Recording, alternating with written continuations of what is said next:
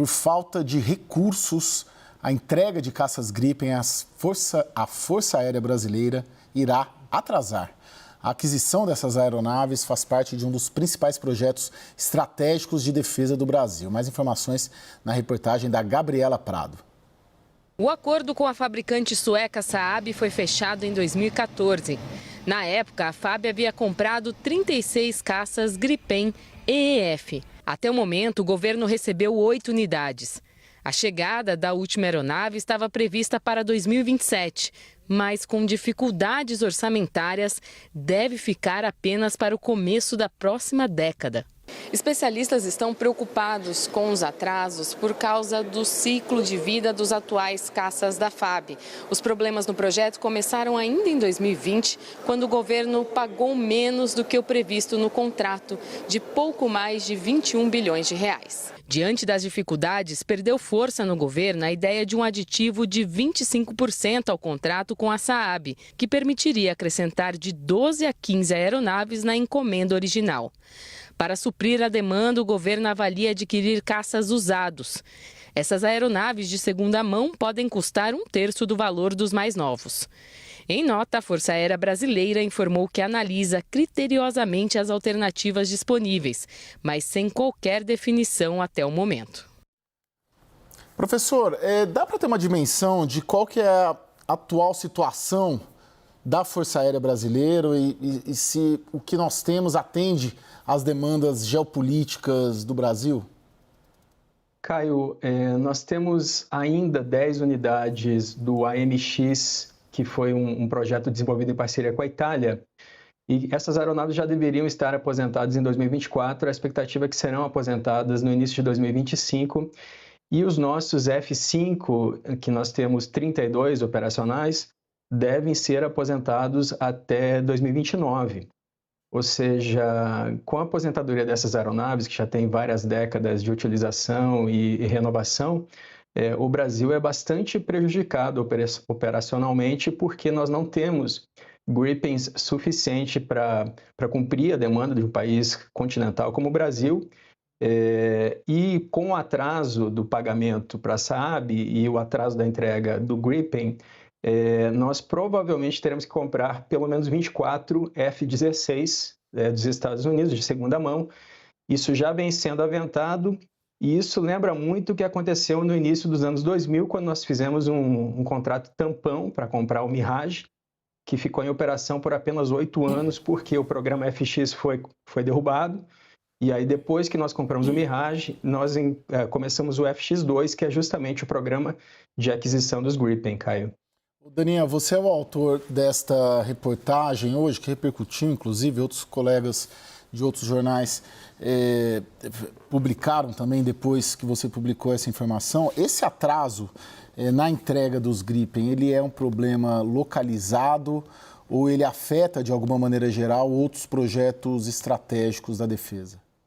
Afeta também, Caio. Quando o orçamento é curto, existem duas possibilidades. Ou você diminuir o escopo do projeto originalmente constituído, ou você adiar o prazo desses mesmos projetos. A opção das Forças Armadas e do Ministério da Defesa tem sido adiar consistentemente esses projetos. Por exemplo, o desenvolvimento de 4 submarinos convencionais e um submarino nuclear junto com a França. Mas é importante destacar que os equipamentos mais importantes das 3 forças estão defasados. A gente tem 40% da esquadra da Marinha do Brasil tendo que ser aposentada até 2028. A gente se dedicou algumas vezes aqui àquela licitação em que o fornecedor de Israel, a Elbit Systems, saiu vitoriosa por critérios técnicos. A gente está falando de obuseiros, canhões da era moderna que vão ser substituídos e os equipamentos atuais são da Segunda Guerra Mundial. Então, é disso que estamos falando. O projeto dos Gripen também é super importante. Alguém pode dizer, poxa, mas para que o Brasil está investindo tanto na área de defesa se não tem guerras? Isso se trata de poder dissuasório, isso é absolutamente importante para um país com pretensões regionais ou com pretensões globais, com pretensões de defender seus recursos naturais, com reservas petrolíferas e reservas naturais tão abundantes quanto as do Brasil. E só para te citar um exemplo, Caio, veja que hoje, isso aconteceu hoje, tá? 3 caças britânicos e 2 aviões de carga estavam voltando das Ilhas Malvinas, Falkland, para os ingleses, e tiveram um problema em voo, porque o avião que abasteceria de combustível esses 5 aviões teve problemas técnicos e esses aviões sobrevoaram o território brasileiro e tiveram que fazer um pouso emergencial no Galeão. E eles não foram acompanhados em nenhum momento por aeronaves da FAB, porque todas essas unidades da FAB, todos os caças que poderiam acompanhar, né, fazer esse acompanhamento, estavam deslocados para um exercício militar na região Nordeste, em Natal. Então, poxa, a mensagem que isso transmite é muito ruim para o mundo, quer dizer, de uma força estrangeira que pôde atravessar o território brasileiro sem um acompanhamento, sem um patrulhamento. O poder dissuasório na era moderna é muito importante como sinal e como disse Barão do Rio Branco muito tempo atrás, o maior meio, maior jeito de você conseguir a paz é se preparando para a guerra. Lorival, tanto o Vitelli quanto o Daniel colocam um cenário de esfacelamento ali, dificuldades das forças. Eu sempre aprendo com você aqui, nessa convivência nossa de mais de ano no WW, de que um país, para ter pretensões, ainda que sejam regionais, tem que ter um dos fatores é o poderio militar. A gente está em que pé nisso? Estamos muito longe de ter alguma influência nesta área? A gente tem um exército grande, engajado, profissional, mas muito mal equipado, e a responsabilidade disso recai sobre os militares brasileiros e sobre os sucessivos ministros da Defesa, porque não tem coragem de rever a gestão dos gastos. O Brasil não gasta pouco com defesa, gasta mais de 1% do PIB. Para um país que não tem inimigos, é razoável, 1%, num PIB grande, que é o do Brasil. O problema é que 78% desse gasto é com pessoal. Nos Estados Unidos é exatamente o contrário, 22% com pessoal, 78% com os meios. E aí, mas é porque os Estados Unidos gastam mais. Não, os Estados Unidos gastam proporcionalmente às suas necessidades e ao seu poderio econômico.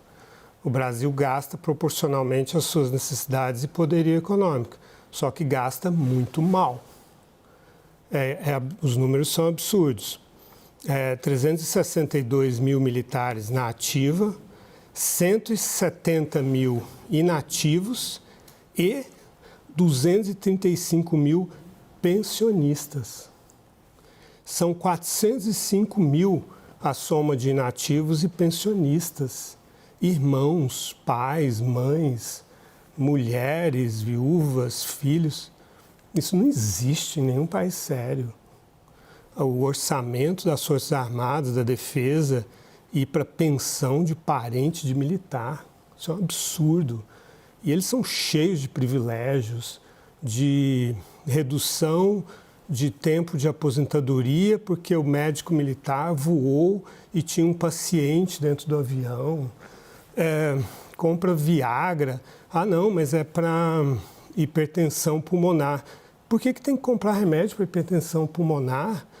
Esses militares ganham bem, eles podem comprar os remédios deles. Todos os brasileiros compram seus remédios. Isso não é remédio relacionado com guerra, com tecido, né? Se você se machucou numa guerra, você recebe todo o tratamento. Os hospitais militares são excelentes. Não é disso que se trata. Compra picanha com verbas da Covid, como o TCU revelou em 2021. Então, realmente, é uma bandalheira a forma como as Forças Armadas usam esse dinheiro, né? E são profissionais muito bons, engajados, patriotas, mas que não querem abrir mão desses privilégios. Muitos discordam desses privilégios, são profissionais, gostariam de ter uma melhor capacitação e equipamentos. Mas existe uma cultura corporativa que faz esse trade-off, prefere esses privilégios, se aposentar integralmente e ter promoção quando vão se aposentar. Quem que tem promoção quando vai se aposentar? Então, são absurdos que precisam ser corrigidos em nome do interesse nacional e do interesse dos bons profissionais militares brasileiros. O Vitélio, o Lorival coloca essa questão da gestão do orçamento e no caso específico da FAB, que é o que abre aqui o nosso debate, a questão do adiamento das compras, o relatório de desembolso da FAB de recursos, ele segue seguir um planejamento pelo menos até 2019 e depois também começa a ter uma mudança entre o que se previa e o que efetivamente foi pago. Tem uma justificativa real? O Lorival trata bastante dessa questão do pessoal, né, do gasto excessivo com o pessoal. O que te chama a atenção no caso específico da FAB nesses dispêndios? Caio, o que chama atenção é que isso já aconteceu antes. A Força Aérea fez um planejamento para renovar as suas aeronaves. Esse planejamento foi durante os anos, na década de 90, início dos anos 2000. No ano 2001 foi apresentado o programa FX, que foi derrubado.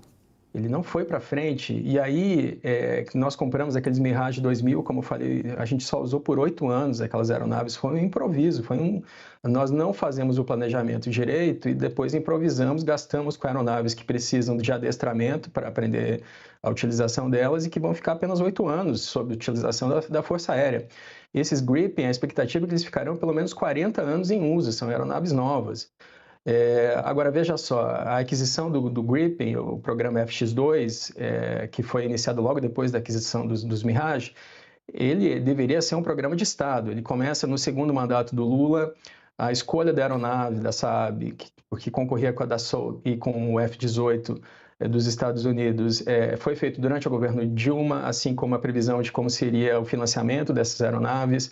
As aeronaves começaram a chegar no Brasil durante o governo Bolsonaro e esse programa continua durante o governo Lula. Então, deveria ser um planejamento de Estado. O que nós estamos vendo? Um novo improviso.